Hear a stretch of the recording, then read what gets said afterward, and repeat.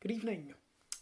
Welcome to the third and final part of the first branch of the Mabinogi, the Welsh epic.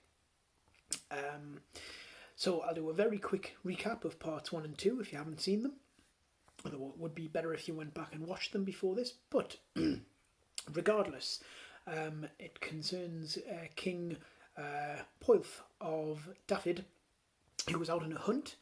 And unbeknownst to him, he was hunting a deer from the magical land of Annwn, and it was also being hunted by a nobleman from that land named Arwen. Now, to make up for his mistake, Pwylf switched places with Arwen and battled a giant of a man for him and defeated him. The man was called Halfgan, and then returned to his kingdom. However, he got a bit bored after a while and he went to the top of a hill which was rumoured to either bless or curse whoever went to the top of it. He saw a woman in white emerge from the woods, and eventually he caught her. He got her attention. Didn't catch her. He got her attention, and it turned out that she was Rhiannon from the land of Annwn, and she needed Poelth's help with Halfgan's, I think it was his brother, good lord, I should have looked, who was Gwal, who wanted to marry her. So Poelth said that he would marry Rhiannon, and as they were celebrating this, Gwal tricked Poelth, and Poelth exited the court, and that's where we left part 2. So this is the third and final part. It is my last opportunity to completely butcher. I'm not doing other words tonight. Completely butcher the Welsh language. Not my last. That's not entirely true. It is not my last opportunity because I am going to do the second branch. But for now, I'm going to shut up and I'm going to let you hopefully enjoy this third part. Bye for now. The night before the wedding of Rhiannon and Gwal, a great feast was held. Gwal sat, laughing, leering, jeering. Next to him, Rhiannon, still pale and gaunt, in shock at what had happened.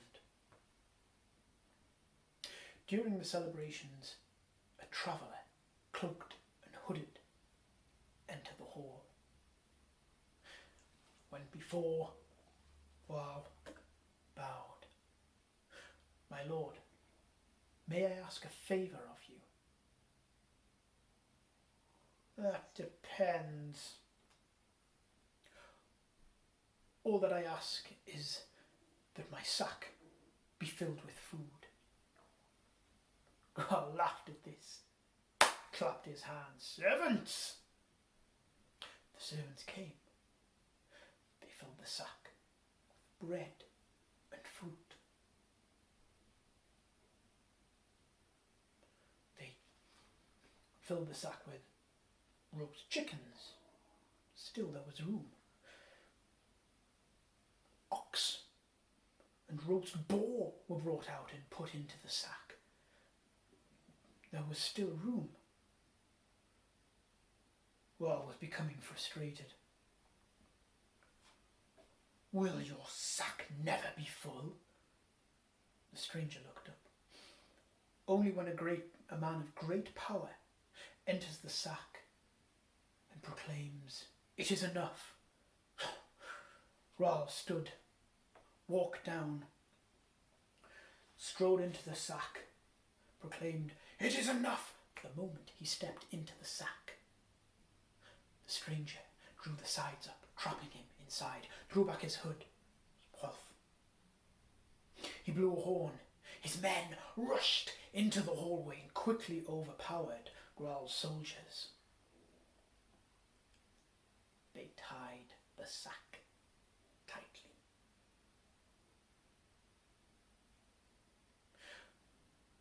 Poelth before Rhiannon and bowed low. Before I say anything, before I make another reckless mistake, tell me, what should I do with him? Rhiannon smiled and called out, well, do you remember the game Badger in the Bag? Unless you promise not to hurt us, promise not to take vengeance upon us, you will be the badger. We shall beat the sack with sticks until you are dead.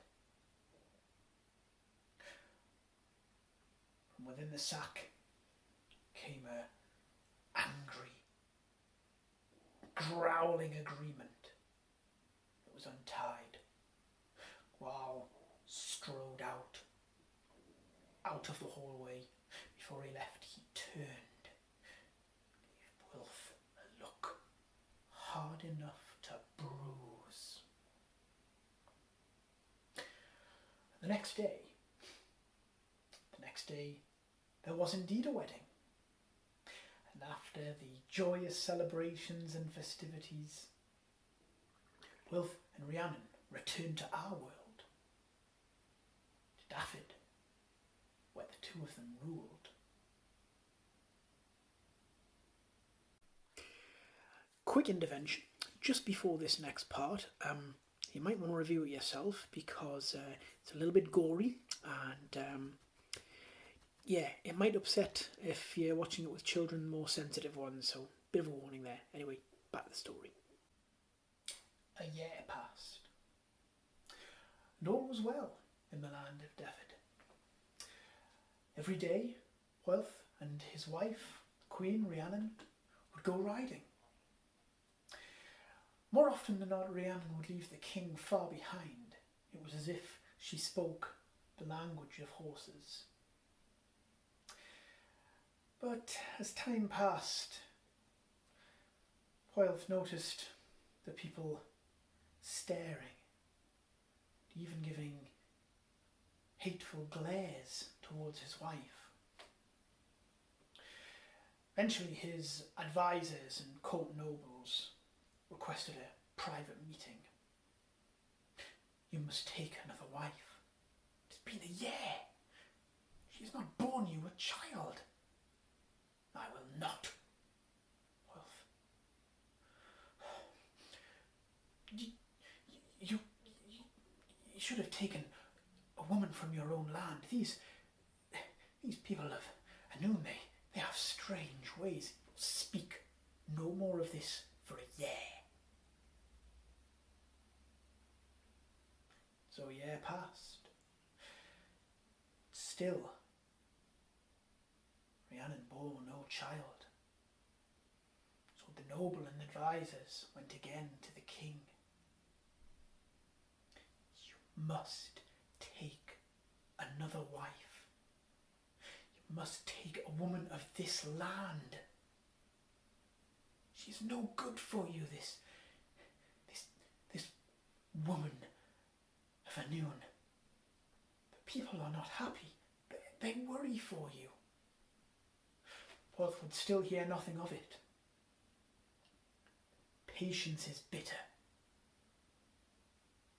but the fruit is a sweet reward. And he dismissed them. In the third year, Rhiannon became pregnant and bore the king a beautiful baby boy. Although the labour had been long and exhausting, Rhiannon fell into a deep sleep. 6 trusted women were sent to watch over her as she rested, her son by her side. But as they waited, as they watched, a strange scent filled the room, and a strange sound could be heard. The eldest of the women's head nodded forward, she fell asleep. The scent became stronger, the strange sound became louder, and one by one the women passed into sleep. They were eventually woken by the crowing of a cockerel. Looking around, confused and worried that they had failed their watch, they ran to the Queen's bed where she still slept, but of the baby there was no sign. What shall we do? We have failed. They shall cast us out because of this. Ah, worry not. You know what they say of the women of Annwn and their strange ways. My dog has just had some pups. I'll slaughter them. We'll cover the bed and the Queen with their blood. We'll say that she ate the child. So, the deed was done. The pups were slaughtered. The bed sheets were smeared with blood. Rhiannon herself was covered with flesh and bone and blood. She was woken by screams. Her face was sticky when she sat up. The bed sheets covered with blood. Where was her child? The king was summoned by a messenger. He stormed into the room. Where is my child? Where is my son? The women wailed.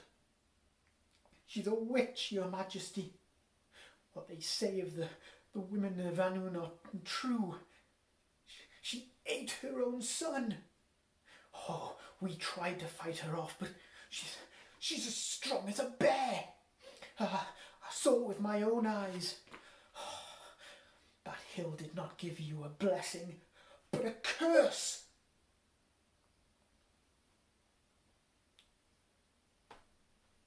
What could Poilth do? His people had never trusted Rhiannon, a strange woman from a strange land. His advisors had warned him against her.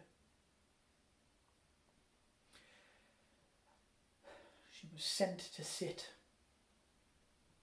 outside the castle gates. Any traveller who approached, she had to tell them her tale, what she had done, and then carry them upon her back, on her shoulders, to the castle entrance. Her clothes became ragged, her feet bled. Her hair became greasy and matted, and her face covered with filth. But this was nothing to the burden that she carried in her own heart.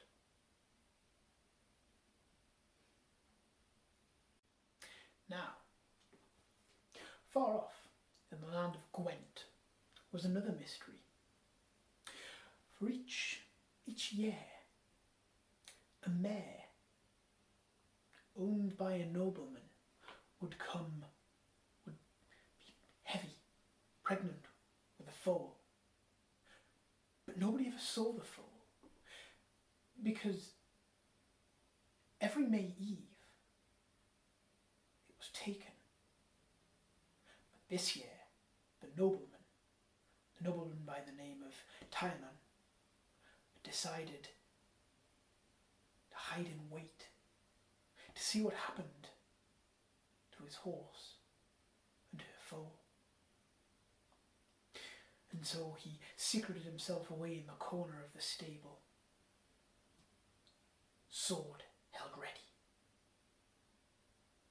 As the night wore on, the mare gave birth to a fine foal. not long after that she became frantic with fear, began whinnying and trembling, almost shrieking. Tainan an awful noise and got a foul stench. A great shaggy arm came through the stable window, reaching for the foal. It's like a bear. Quickly, he ran at it and struck with his sword. There was a horrendous, terrible scream. The arm fell twitching on the ground. Tynan raced outside, but whatever creature it had been was gone. And looking down, there was a wriggling bundle at his feet. He picked it up. He unwrapped it and he ran inside, woke his wife. Look! Look at the good that has come from such a terrible thing this night. He handed her a baby, a boy, with beautiful golden hair. They named the child Praderi, and he was as wonderful and perfect as his childhood, a remarkable boy. By the age of 1, he could walk, run and climb like a 3-year-old. By the time he was 2, he was as strong as a 6-year-old. They gave him the foal that was born on the same night that he was found. And they had such a bond, such a connection. It was as if he spoke the language of horses. And he was kind, and he was clever, and they were happy. Now one day, a storyteller arrived. In those days, storytellers were welcome everywhere, for they brought such tales of magic and wonder, and they also swapped news and tales and stories between the courts.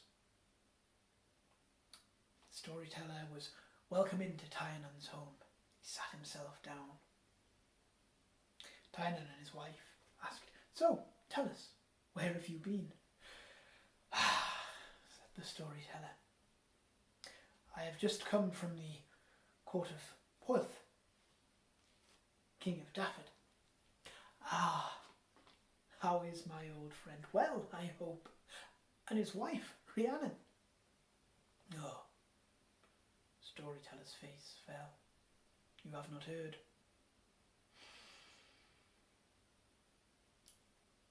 Rhiannon ate her own son."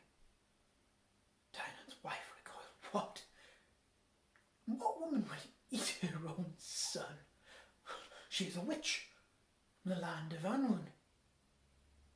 Nonsense. Tell us what happened. So the storyteller told how the 6 women had kept watch and been helpless. Rhiannon had devoured her child. Tainan's wife was still not convinced. She scoffed. "Tell us, what did the boy look like?" "Well, it is said that he was a beautiful boy with blonde hair, as blonde as the, and as beautiful as the child who sits with us here." Tainan's wife took him to one side. "What rubbish this is! No mother would do such a thing. And look in Praderi's face. Tell me you do not see the face of your old friend Poilth looking back at you. I know what it is like to lose a child. I know the pain. Rhiannon did not eat her son. He was stolen.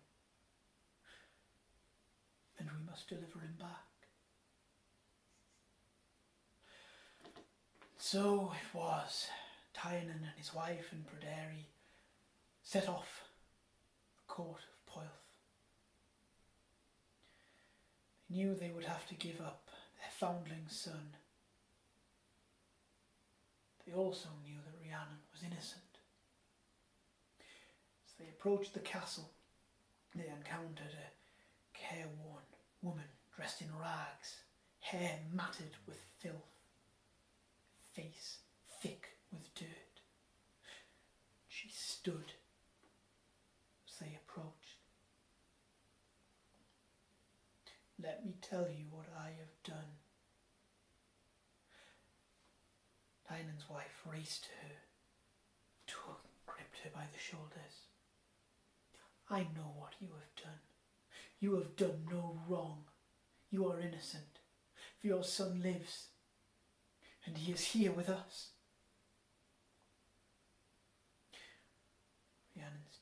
Rhiannon's cheeks came wet with tears. When Poilth found out that his son still lived, that his wife was innocent, there was such rejoicing, such happiness.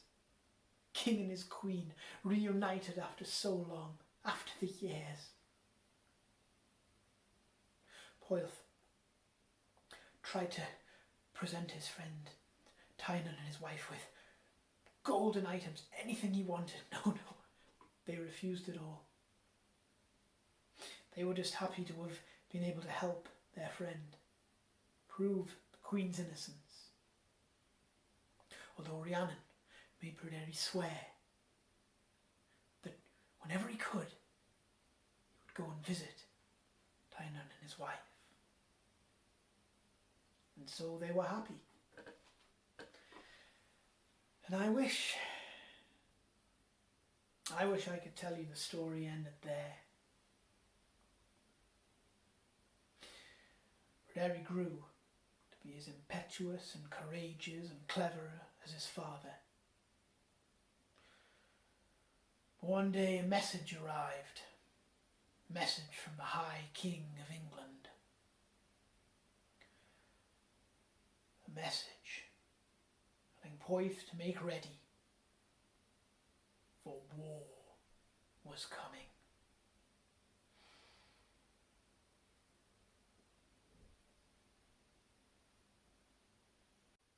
Wow. Well, there we go then. First and foremost in my mind, I really hope that Poilth gave his noblemen and advisors what for. And I hope those 6 women got punished as well, especially the one who killed the puppies and covered the Queen in blood and stuff. Yeah, they certainly deserve to be fired. Anyway, I very much enjoyed the part about the storyteller being welcome across the land. I like that. Shame about a pandemic at the moment, but I can still hopefully be welcomed into your home through the magic of the internet, which isn't really magic, but never mind. It was a bit hit and miss getting this one out on time. 3 parts because I recorded some of it on my lunch hour, some of it after work, and some of it when I had got back from a run. But made it. It's still going out on Thursday. And it'll still be intertwined with Folklore Thursday. And of course, the book that I used for this story is this book, The Tree of Leaf and Flame. It is by the excellent Welsh storyteller Daniel Morden. Of course, the Mabinogion is a very old story. Many versions of it around. You can look into that further if you like, or you can even purchase Daniel's book, which is very fine. Again, as with the other 2 parts, I will put the link in the notes, so you can click on that and get your own copy if you would like. I don't think I'm going to do the second branch straight away, but I am going to do that. So next week will be a different story. I'm not quite sure what yet. Got a few ideas. I'm sure I'll come up with something. I normally do. As always, if you have enjoyed this, please comment below, please share it with friends, please subscribe to my channel if you are that way inclined. If you didn't like it, tell me why.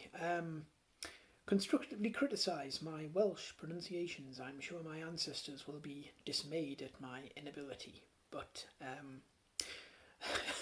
there we go. Hopefully I will get better and the second branch won't be quite as drastic. I think I gave Poilth about 3 different pronunciations and I still don't know if any of them are right. Never mind. Did get there in the end. So yeah, that's it for now. That is it for this week. I shall return next week. I know I said I was going to put something up over last weekend and I didn't, and I'm not going to promise that I'll put anything up over this weekend, but a video might magically appear between now and next Thursday. You just never know. Until then, I hope you're all staying safe. I hope you're all being very sensible with the relaxation of the lockdown rules. Don't go mental over the weekend because the pubs are reopening. That's not going to help anyone. Look after each other. If you're with your families, again, you're very lucky. Although I can go and see my mum again now, which is great. Before I shoot off on a random tangent, I shall continue with my goodbye and wish you all well until next Thursday. So, bye for now.